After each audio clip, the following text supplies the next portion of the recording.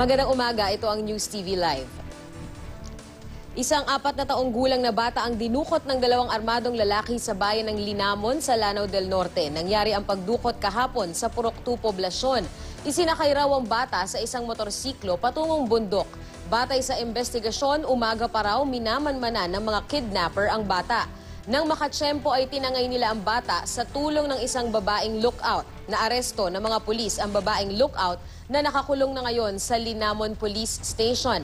Patuloy ang pagtugis ng otoridad sa mga suspect. Isang bahay ang nasunog kagabi sa Merville sa Parañaque City. Aabot sa kalahating milyon ang halaga ng mga ari-ariang napinsala sa sunog.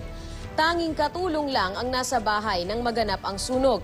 Inabot lamang ito ng first alarm at idineklarang fire out pasado 2:00 ng madaling araw. Wala namang inulat na nasaktan sa sunog. Inaalam ng Bureau of Fire Protection ang sanhi nito.